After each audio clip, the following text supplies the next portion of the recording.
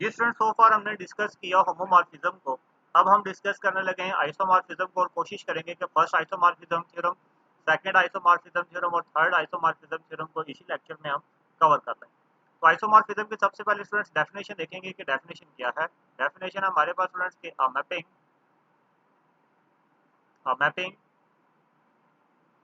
phi such that G implies to G dash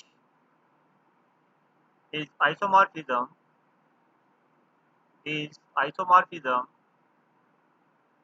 if कि ये mapping phi such that G implies to G dash ये उस वक्त isomorphism students कहलाएगी if अगर ये दो कंडीशनें आपके पास सेटिस्फाई हो जाए। अगर ये दो कंडीशन सेटिस्फाई हो, नंबर वन कंडीशन स्टूडेंट्स क्या है कि phi इज होमोमॉर्फिज्म। phi क्या होना चाहिए, होमोमॉर्फिज्म होना चाहिए। अब होमोमॉर्फिज्म के लिए स्टूडेंट्स आपको क्या करना पड़ेगा, फाई को होमोमॉर्फिज्म बनाने के लिए आपको होमोमॉर्फिज्म की जो कंडीशन है वो सेटिस्फाई करनी है। वो कंडीशन आपने अभी भी थोड़ी देर पहले पढ़ी थी। तो वो कंडीशन हमारे पास क्या थी स्टूडेंट्स जी, वो कंडीशन आपके पास थी phi of X static Y is equal to phi of X static phi of Y. This is the condition for homomorphism. And the second one is phi homomorphism होना चाहिए और फाई क्या होना चाहिए, फाई इज बायजेक्टिव। फाई क्या होना चाहिए जी, बायजेक्टिव होना चाहिए। अब बायजेक्टिव प्रूव करने के लिए स्टूडेंट्स आपको दो बातें करनी पड़ती हैं।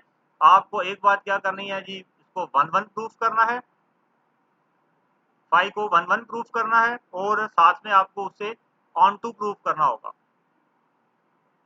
और इसे आप आइसोमॉर्फिज्म में किस तरह से डिनोट करते हैं, डिनोट करते हैं G, denoted as G isomorphic to G dash. इस तरह से आप क्या करते हैं जी, इसे डिनोट करते हैं। आई होप स्टूडेंट्स डेफिनेशन की आपको समझ आ गई होगी। अब हमारे पास जो थ्योरम स्टूडेंट्स आएंगे जिसमें हमें आइसोमॉर्फिज्म प्रूव करना होगा, वहां हमें इन दो बातों का ख्याल रखना है। जस्ट हमें क्या करना होगा, पहले फाई को होमोमॉर्फिज्म प्रूव करना होगा। होमोमॉर्फिज्म के लिए आपको ये जो होमोमॉर्फिज्म की कंडीशन है इसे सेटिस्फाई करना है। और सेकंड वन आपको फाई को क्या करना है, बाइजेक्टिव प्रूफ करना है। बाइजेक्टिव प्रूफ करने के लिए स्टूडेंट्स क्या होना चाहिए, आपके पास वन वन होना चाहिए और क्या होना चाहिए, ऑन टू होना चाहिए। तो अब हम इसके रिलेटेड तीन थ्योरम्स करेंगे जिसमें नंबर वन थ्योरम है आपके पास एग्जाम में इसी तरह से पूछा जा सकता है कि स्टेट एंड प्रूफ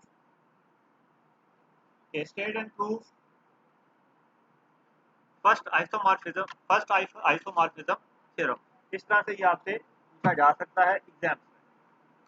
तो अभी हम सबसे पहले करने लगे हैं फर्स्ट आइसोमॉर्फिज्म थ्योरम।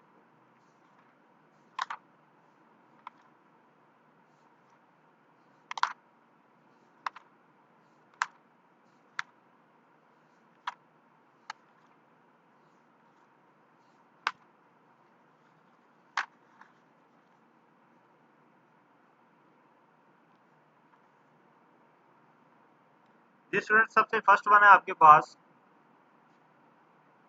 थ्योरम, ये आपके पास इसमें से पूछा जाएगा state and proof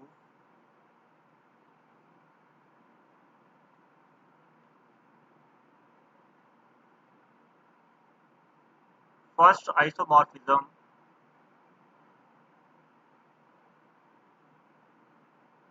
theorem.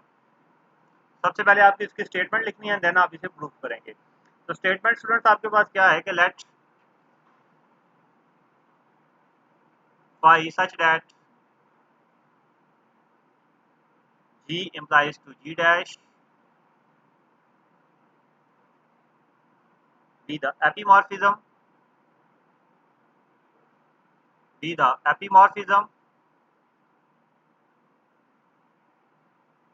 then the quotient group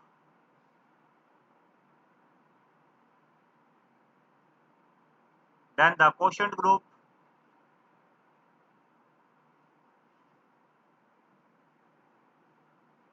then the quotient group is isomorphic to is isomorphic is isomorphic to G dash is equal to phi of G and K is and के is kernel of five. ये बातें students आपने क्या करनी है जी, proof करनी है। क्या बेसिकली क्या करना है आपने, क्वोशंट ग्रुप को आइसोमॉर्फिक करना है किस पे, G dash is equal to phi of G पे। अब फ्रेंड्स आप कर्नल के रिलेटेड आपको मालूम है कि कर्नल ऑफ फाइव क्या चीज़ है, इसके लिए कंडीशन आपको मालूम है कि वो क्या होना चाहिए, phi of X is equal to E dash, मतलब आइडेंटिटी आना चाहिए। अब आपको एपीमॉर्फिज्म मालूम नहीं है और आपको क्वोशंट ग्रुप मालूम नहीं है, तो सबसे पहले हम ये देख लेते हैं कि एपीमॉर्फिज्म क्या होता है और क्वोशंट ग्रुप हमारे पास क्या होता है। सबसे पहले हम स्टूडेंट्स देखते हैं कि एपीमॉर्फिज्म क्या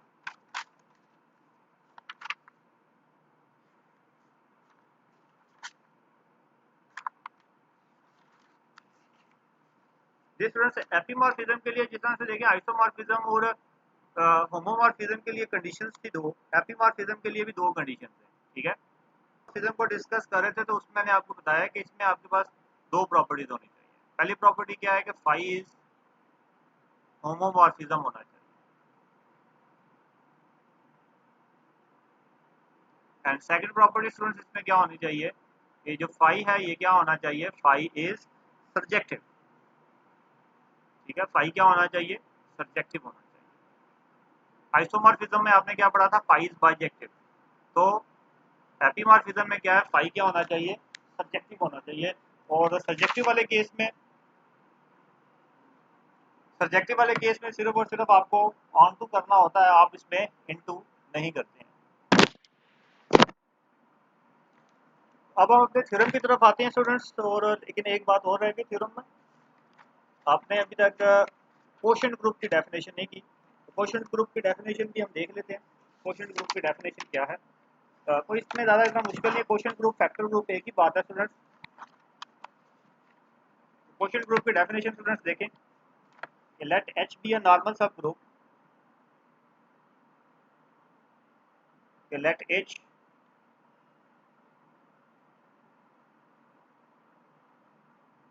बी अ नॉर्मल सब group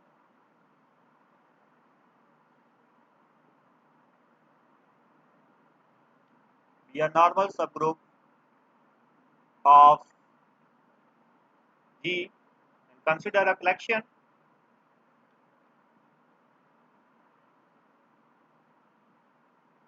then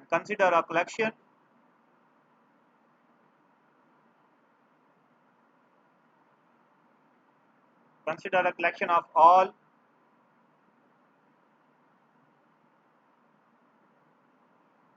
right cosets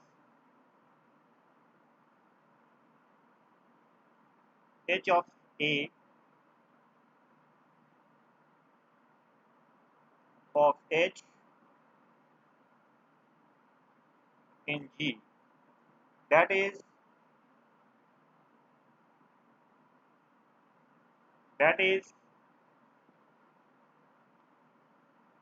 Q is equal to G upon H, which is equal to H A such that A belongs to G. So this is your quotient group। जैसे कि आपको definition से समझ आ गई होगी कि क्या है, ये क्या है, इसके अंदर सारी कलेक्शंस होती हैं तमाम राइट कोसेट्स की, ठीक है। तमाम राइट कोसेट्स की जो कलेक्शन है उसे आप क्या कहते हैं, क्वोशंट ग्रुप कहते हैं। तो अभी हम स्टूडेंट्स अपने थ्योरम की तरफ चलते हैं और थ्योरम को प्रूव करते हैं, जो कि आपका क्या है, फर्स्ट आइसोमॉर्फिज्म थ्योरम है, जिसकी स्टूडेंट आपने स्टेटमेंट लिखी हुई है ऑलरेडी। स्टेटमेंट में वो आपको कह रहा है कि let phi such that G implies to G dash D epimorphism. अब एपीमॉर्फिज्म है तो एपीमॉर्फिज्म में ऑलरेडी हमारे पास जो फाई होगा वो किसके इक्वल होगा जी, फाई हमारे पास होमोमॉर्फिज्म और सब्जेक्टिव दोनों होगा। Then quotient group is isomorphic. आपने क्वोशंट ग्रुप को मतलब collection of all the right cosets of H in G, उन तमाम को आपने क्या करना है, आइसोमॉर्फिक प्रूव करना है to G dash is equal to phi of G, और के जो है वो यहाँ पे क्या है, वो कर्नल ऑफ फाई है। अब हम स्टूडेंट्स इसका प्रूफ यहाँ पे करने लगे। डिस्टेंस प्रूफ है इसका हमारे पास के सबसे पहले तो जो गिवन है वो ले लेंगे हम, मैपिंग एक डिफाइन करेंगे, phi such that G implies to G dash which implies that phi of g which is equal to g dash, तो phi of g equal to g dash है तो आप इसे लिख सकते हैं phi of small g which is equal to g dash for all g belongs to, for g belongs to capital G and g dash belongs to capital G dash। तो यहाँ पे हम एक नई मैपिंग डिफाइन करते हैं for quotient group, ठीक है। Defined a mapping, define a mapping psi such that, define a mapping psi such that psi such that quotient group g upon k implies to g dash defined by, इसे किस तरह से defined किया गया है mapping को, psi of gk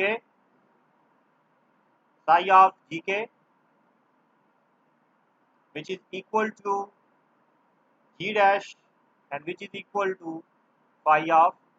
ये student अभी वही सारी बातें जो अभी तक गिवन में है। अब आपने क्या करना है, अब आप इसे आगे सॉल्व आउट करने लगे। तो सबसे पहले आप इसे होमोमॉर्फिज्म प्रूफ करेंगे। अब होमोमॉर्फिज्म प्रूफ करने के लिए स्टूडेंट्स हमें क्या करना है, हमें इसको वेल डिफाइंड प्रूफ करना है और हमें इसे प्रूफ करना है ऑन टू, और फिर हम इसे वन वन प्रूफ करेंगे क्योंकि आइसोमॉर्फिज्म है ना। तो आइसोमॉर्फिज्म के लिए आपको इसे क्या करना है, वन वन प्रूफ करना है। वन वन प्रूफ करने के लिए आपके पास सबसे पहले क्या होना चाहिए, वेल डिफाइंड होना चाहिए। तो अभी हम इसको क्या कर रहे हैं, इसको अभी हम वन डिफाइंड की तरफ लेके जा रहे हैं।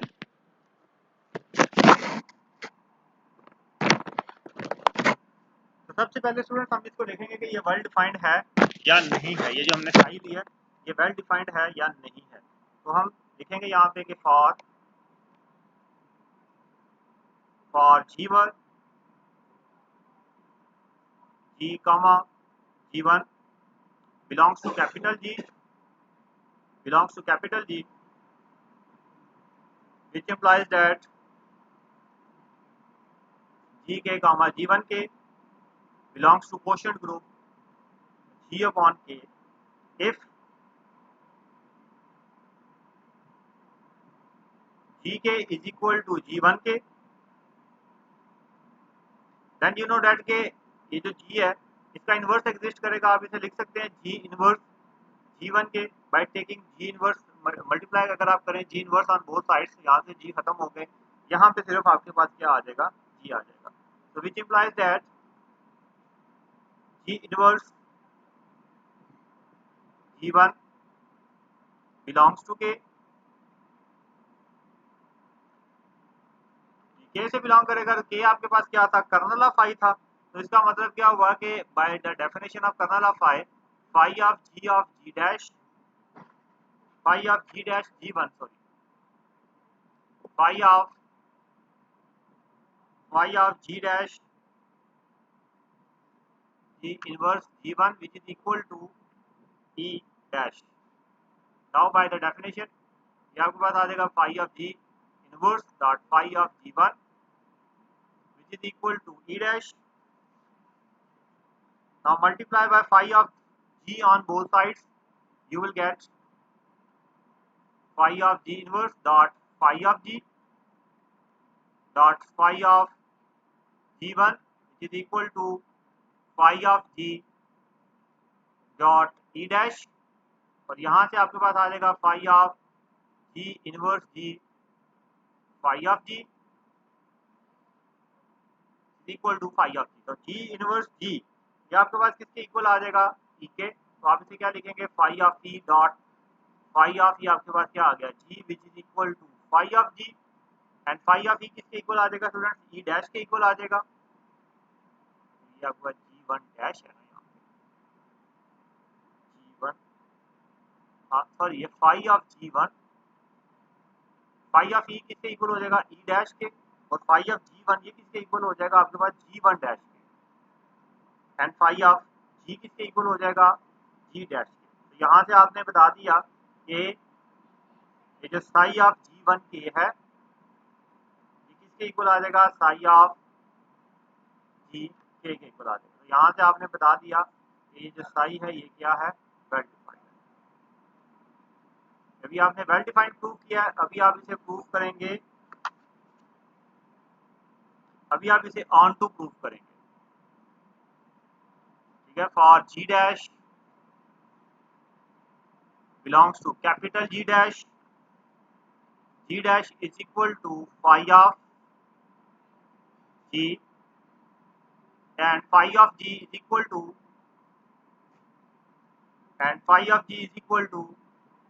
psi of GK, which implies that G dash is equal to, ये psi of GK के इक्वल हो जाएगा।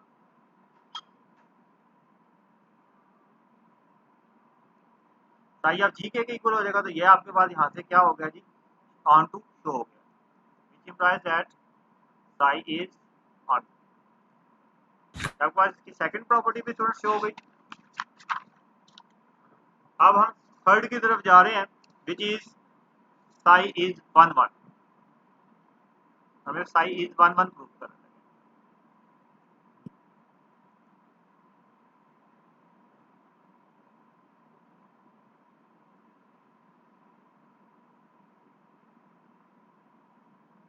साई इज 1 1। तो एज हमने आगे वेल डिफाइंड प्रूव किया, उधर से आगे चलेंगे। As Sai of G K is equal to psi of G1 K, so which implies that phi of G which is equal to phi of G1, and which implies that phi of G inverse dot phi of, देखा multiply by G inverse on both sides करें, जैसे आप previously करके आए, same to same वैसा ही है, and phi of G1। तो यहाँ से तो ये आपके पास आ गया phi of G inverse G which is equal to phi of G inverse G1। तो ये तो आपके पास आ गया phi of E which is equal to phi of G inverse G1। तो phi of E किसके इक्वल हो जाएगा स्टूडेंट्स, वो E डैश के इक्वल हो जाएगा, which is equal to phi of G inverse G1। तो यहाँ से आपने क्या बता दिया कि G inverse G1 belongs to, यहाँ से आपके पास क्या आ जाएगा, G1 is equal to GK, so which implies that GK is equal to G1 के। यहाँ से आपके पास आ जाएगा कि साई इज 1 1। अब इसकी फोर्थ प्रॉपर्टी है स्टूडेंट्स आगे, which is to prove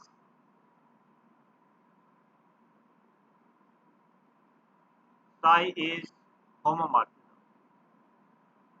psi को हमने क्या करना है जी, प्रूव करना है होमोमॉर्फिज्म के लिए। तो आपके पास क्या आ जाएगा, for GK comma G1 K belongs to G upon K, तो psi of GK dot G1 K is equal to, homomorphism prove करने लगे स्टूडेंट्स, ये आपके पास आ जाएगा sigh of G and G1 के by the multiplication of quotient group. यहाँ से ये आपके पास आ जाएगा साई है, तो इसे आपके पास किस में चला जाएगा, ये फाई में, ये फाई के इक्वल है यहाँ पे, phi of G1 which is equal to phi of G dot phi of G1। तो फाई ऑफ G स्टूडेंट किसके इक्वल है, psi of GK dot psi of G1 K. तो यहाँ से आपके पास आ जाएगा which implies that psi is homomorphism. तो हेंस G अपॉन K मतलब क्वोशंट ग्रुप जो है congruent to phi of और g upon k congruent to g dash। I hope students आपको फर्स्ट आइसोमॉर्फिज्म थ्योरम की अच्छी तरीके से समझ आ गई होगी। इससे नेक्स्ट लेक्चर में मजीद सेकंड आइसोमॉर्फिज्म थ्योरम और थर्ड आइसोमॉर्फिज्म थ्योरम के रिलेटेड डिस्कस करेंगे। तब तक के लिए अल्लाह हाफिज़ and have a nice day.